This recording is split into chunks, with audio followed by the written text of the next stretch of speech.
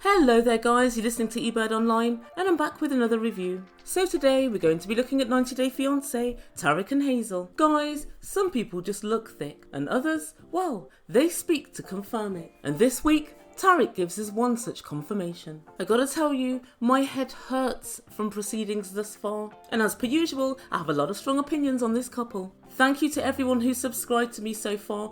Please, if you haven't, consider pressing the red button and subscribing to my channel. And also, if you enjoyed the video, please don't forget to hit the like button. And just before we begin, I just want to have a quick chat about the comments. So as you guys will know, I love reading all of your comments and I answer as many as I can. But YouTube have a new policy against hate speech and also just general bad language, swearing and so on. So if you put a swear word in your comment, the chances are I haven't deleted it. YouTube will delete it on my behalf, or they put it in a holding account.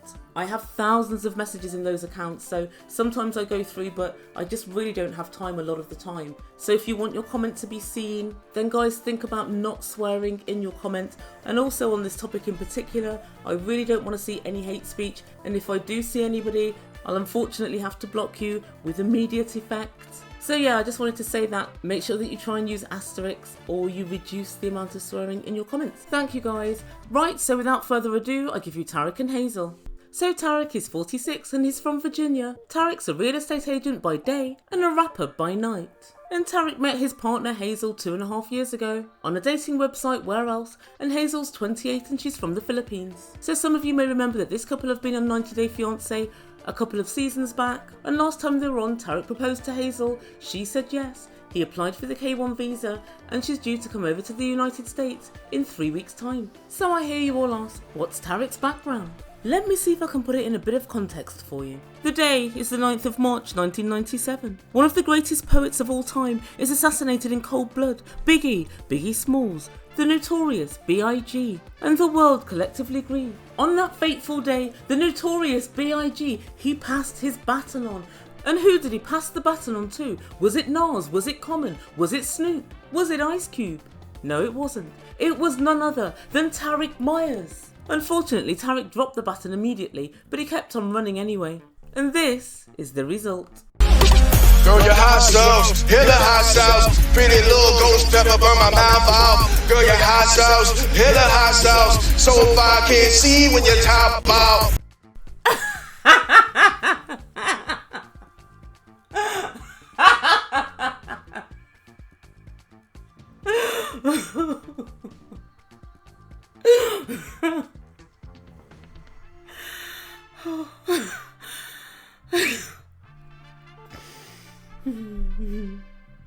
Oh guys, good lord. I cannot believe what I've just heard. And what kind of YouTuber would I be if I neglected to dissect the lyrics for you? How could I not? So ladies and gentlemen, I give you by Tarik, Hot Sauce. Right, so we have Girl You Hot Sauce, Hella Hot Sauce. Shorty Little Ghost Pepper Burn My Mouth Off. Girl You Hot Sauce, Hella Hot Sauce. Shorty I Can't Breathe When You Top Off. I assume that's cough and not cough. Who knows? And let's look at what else he wants to say in the second verse. And as per usual, TLC have absolutely stitched me up because I cannot see all the lyrics. Let me go to my good friend Google and see if they know. Google lyrics. Hot sauce. I assume it's called hot sauce. No, unfortunately the lyrics aren't on Google. Rather upsetting. Okay, so I'm going to have to guess the first couple of words from each line. So the second verse is as thus. Isn't from Baton Rouge but in trying to make my little yeah. My little yeah. Something what? My little yeah.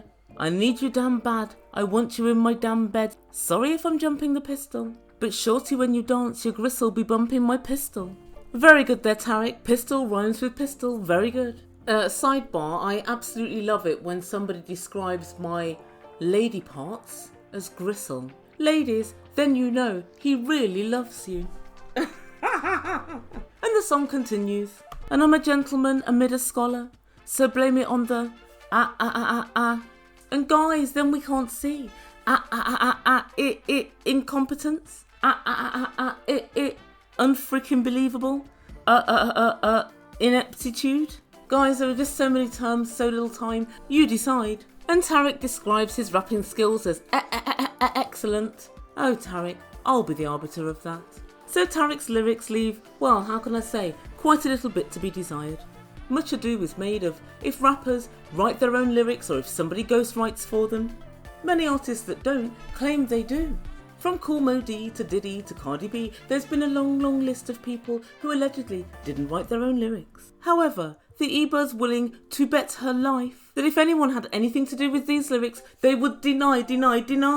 Yep, that's right, have my masters, forget the royalties. Just do not attach this dog crap to me. I think we can lay the lyrics firmly and squarely at Tarik's door. But enough about rap excellence, let's talk a little bit more about Tarik. So 8 years ago he went to Thailand, and he said that changed everything about him. Don't tell me he went from porn watcher to porn doer. What ifs? He said he loves everything about Thailand. The food, the culture, the women, everything. I'm sure he does. He's been out there many times, and it's his favourite place in the world. And Tarik tells us his fiancée, Hazel, is an Asian version of Angelina Jolie. No, I can't say it, really I can't.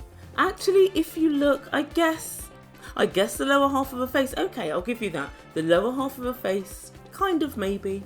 And Tarik tells us they met online and they have a lot in common. He doesn't divulge what it is that they have in common, so the Ebird's written a handy list. Number 1, they both like women.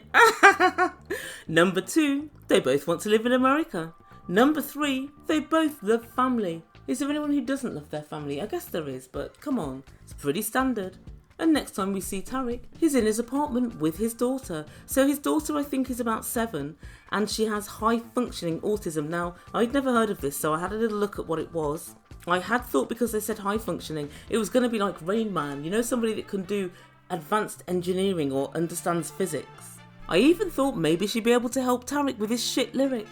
But apparently high-functioning autism refers to people who are on the autism spectrum, but they can read, write, and they can manage normal life skills without too much assistance.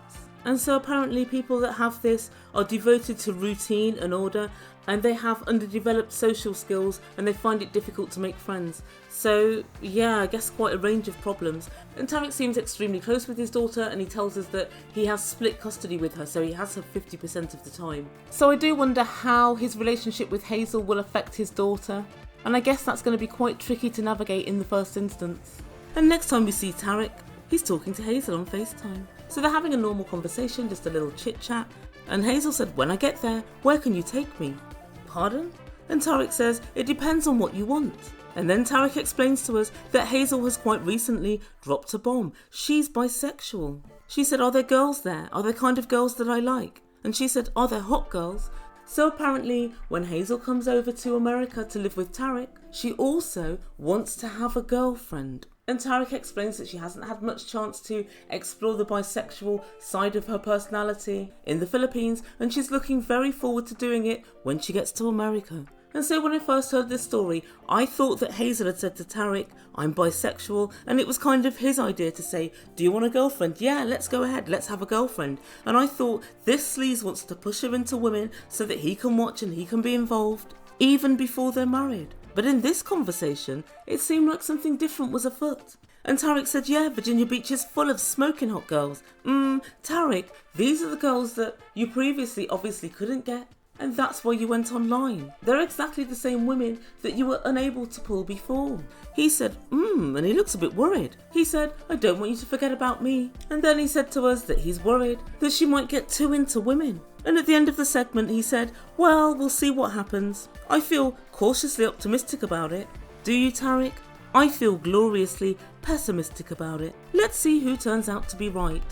So I do find this whole thing really interesting. It seems now as if Hazel's running things, and it wouldn't surprise me if any woman that she manages to pull is more interested in her than in Tarik. She may not even want Tarik around. Tarik, be careful what you wish for. I think that you're in very unfamiliar territory.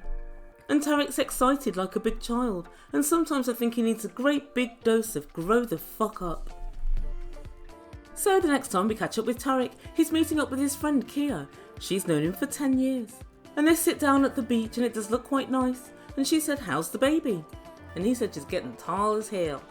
Baby? What, you mean his child? That's a whole child now. She's closer to a teenager than a baby. What kind of friend is this? That's no baby. I've got a plan. Call her a baby and see what she gets back to you with. And then Tarik explains to Kia that Hazel's coming in just 2 weeks. And Kia said, how is the relationship? And he said, good. And she said, have you ever had a reason to question her character? And then Tarik admitted that he did, but he said he was wrong. And he explained that she thought she was pregnant and she took a pregnancy test. It was positive. Then a week later she took 2 more tests and they were negative. He wrongly believed that she'd terminated her pregnancy and he said, I just flipped out and that was it. And then we get a shot of Tarik talking to production and he said, a woman can do whatever she wants with her body. And it sounded like a pre-rehearsed, pre-recorded public statement or speech. It certainly didn't sound as if he actually meant it. And he continues, I told her that it was over. And in 3 weeks I met somebody else online in Thailand, Minty. I'm not going to say I was in love with her, but I was certainly falling in like. Oh, Tarik, ever the lyricist. And he explained as their relationship grew, he decided he was going to let Hazel know. That's good of you, Tarik, considering that you think she's just aborted your baby. And then Hazel helpfully explained to Tarik that she never was pregnant and her period was just late. Oh, Lord. And Tarik said, so the whole thing was my fault. Oh, Tarik, where the hell are you getting your knowledge from? The back of a bloody cereal box? You do not test positive just because your period is late. Take it from me, I know. And I'm pretty certain that it's very, very difficult to test positive when you're not. It's much more likely to test negative when you're actually positive than the other way round. And when I looked at the stats and the figures, it's a less than 0.2% chance of that happening. I'm not saying it's impossible, but it's infeasible. And usually when this does happen to people, it's because they've been taking medications for something and that obscures the result. And the truth be told, you take a pregnancy test because you're late. That's the reason that you take it. So she already knew that. I'm a big believer in your first thought or your most pervasive thought is usually what is true. There was a reason why you doubted a Tarik. And I'm not saying that she did anything, I don't know what happened, but I wouldn't dismiss it out of hand. It sounds interesting to me, to say the least. But there's one thing I know, you do not test positive because your period is late. That doesn't happen. And that's all I know. And so anyway, back to the story, Tarik said that he showed Hazel a photograph of Minty, as you do. And as it turned out, Hazel took a shine to her. She really fancied her, and she said it was the kind of girl she'd like to get together with. And Kia said, as in holler at. And then Tarik confessed, Hazel is bisexual. And Tarik tells production he hasn't told friends and family that Hazel's bisexual because they'll have all these preconceptions of her. And then he confesses Hazel having a girlfriend is going to be part of our married life. And guys, it's a problem to me that this is not a problem to Tarik. A few days ago you were FaceTiming her and instead of her saying, oh my god, I can't wait to see you and I'm so excited about coming to America, she's asking you, where can I find hot girls? Does anybody else find this a problem?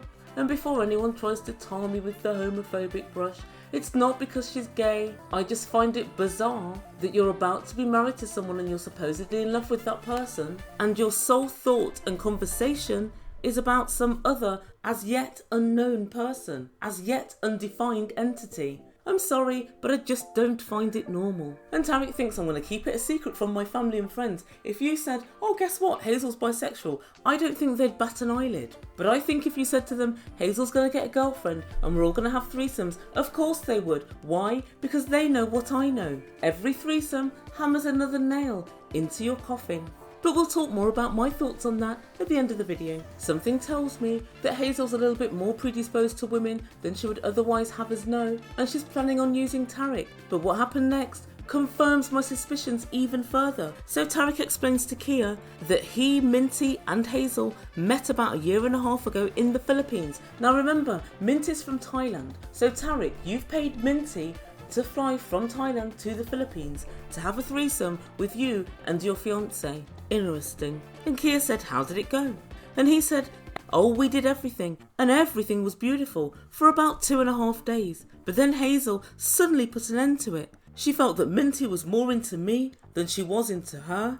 And he said, I don't mind saying, I was fascinated by Minty and I loved being able to speak Thai with her. And Hazel was just jealous, so she sent her home. Okay, so whilst you two are on a break, you contact another girl and you have conversations and speak to her in such a way that you're able to say, actually Minty, I've got a fiancé over in the Philippines. Can I fly you out from Thailand to the Philippines to have threesomes with me and my fiancé? And Minty agrees. When they arrive there, you decide, I'm going to speak Thai to Minty. Knowing that Hazel doesn't speak Thai, what do you think that's going to do? Something doesn't make sense about this whole story. Here's my theory. On one of his many trips to Thailand, he'd met Minty already. He didn't suddenly meet Minty online. He knew Minty. I think it's highly, highly unlikely that you're going to go online, speak to somebody for 2 to 3 weeks whilst you're on a break from your partner, and manage to have such a rapport with them that you're able to say, can you fly from Thailand and have a threesome with me and my partner? That only happens to somebody that you've already previously had sex with and you already previously knew. Tarik, you're not telling the truth. You knew Minty from before. Knowing that she's a game girl, you were able to give her a quick call and say, yeah, don't worry, I'll fly you out to the Philippines. She felt safe enough to be flown out to a random place with random people. Why would that be? You would only feel that safe if, and only if, she already knew you. And I think whilst you were busy talking to Minty in Thai, Hazel clocked all of this and Hazel realised, actually, there's more to this than meets the eye. He didn't suddenly meet her in the couple of weeks whilst we were not speaking. That's highly, highly unlikely. And I think that is why she pulled the plug on this whole thing, because she knew there's more to your relationship than meets the eye. And so once Minty was summarily dismissed, Hazel told Tarik not to contact her ever again. But then Tarik explains to Kia that he was really worried about Minty when coronavirus hit, so he texted her to find out if she had coronavirus and to find out if she was okay. He then said the following day she sent him about 10 texts. Why are you bothered about a random girl that you've spoken to online for a couple of weeks and met up with for 2.5 days? Why are you so worried to find out, I hope they're okay? Why? Because you knew her already. Tarik, one day the truth will come up and slap you in the face, and when it does, I won't feel sorry for you. And there's one thing I know about South Asian women, Southeast Asian women, they're as sharp as a tack. I think Hazel bloody knows. And Kia said, why were you checking up on another woman? Very true. Kia, try putting 2 and 2 together sometime. You never know. You might just end up with 4. Oh, Tarik, place your hand in mine and repeat after me. My name's Tarik and I need help. And that's where we leave Tarik for this week. So guys, there's so much to unpack. Honestly, watching this storyline unfold, my head nearly exploded. So I've got many questions. And I guess over the season I'm going to get answers to these questions. But the first question I have is she even bisexual? Now I believe she really likes girls, but it could be that she only likes girls. Maybe Tarik's a really convenient way of her getting to the US. After all, we know it would be infinitely harder to try and come over with a same-sex relationship. And the next question I'm asking is she actually in love with Tarik? And the reason I say that is, it's all very well you saying, I'm going to get a girlfriend. Obviously Tarik wants to be involved. And so there's every chance that this girlfriend might, if they're bi as well, be interested in Tarik. If they're not bi, if they're fully gay, they're not going to want to have a bar of Tarik. So you've got to find another bi girl. And unfortunately for you, you run the risk of exposing your partner to somebody else. And my third question is, how did they get to the point of her saying, I want to have a girlfriend? I can understand you saying, guess what? I'm bi. I didn't want to tell you before, but yeah, I like girls as well. But how did you actually get to the point of saying, I know I want to have a girlfriend as well as you, and I want to bring her into our marriage? That's got to be surely a difficult conversation to have. And my next question's about Tarik. He assumes that he'll be involved in this relationship. Will he? And if so, how much? Does Tarik understand the parameters for this relationship? Do they have parameters? Have they discussed this? And I've got a feeling he doesn't really understand the parameters, because he spoke Thai to Minty when they had their little get-together in the Philippines, and seemingly he was completely oblivious to any problems that this might cause. So you all speak English to a greater or lesser degree, but you decide you're going to speak Thai to Minty, and then you wonder why all of a sudden our fun ended. It was over. Tarik, were you dropped on the head as a child? It begs the question. Guys, sometimes I just think he's unforgivably stupid. And my next point is really, I think, more of a socio-cultural point. For some reason, at least Tarik, but possibly Tarik and Hazel, both treat this idea of this female relationship she's going to be having as lesser than a female-male relationship. And so Tarik's all excitedly telling us she's going to have a girlfriend. Yes, there's going to be another girl in our marriage. Tarik, grin and be gleeful, because if she actually is bisexual, there's a very good chance that she might well leave you for said other woman. You're acting as if this other person is going to be some sort of a plaything, feelings aren't going to get involved, and you're going to be the main man. Said who? And also, this goes back to my first point, is she actually bisexual or is she just gay? It could well be that you do not know what you're dealing with. She could be 90% predisposed to women and 10% predisposed to men. You're on a sticky wicket. She could so decide to knock you on the head. And before you know it, Tarik, you're going to be rapping about how she loved you and used you and left you. And guys, I got a feeling it's coming. So let me know what you think in comments down below. I'm so sorry it's such a long one, but there's so much to unpick here. Do you think she's bisexual? Do you think she could be gay? And do you think that Tarik is looking at gay relationships as if they're less than or slightly unimportant in some way, and that may come to bite him? That's what I think is very likely to happen. And what do you think about Minty? Do you think he knew Minty before? I'd literally bet my life that he'd met Minty before Minty turned up in the Philippines. They did not meet on a dating site. So let me know what you think in comments down below. Guys, if you've enjoyed this video, please consider subbing to my channel. I'd really like it if you do. It's a great time over here. You've been listening to Ebird Online. Thank you so much for listening. That's about enough from me. I bid you good day.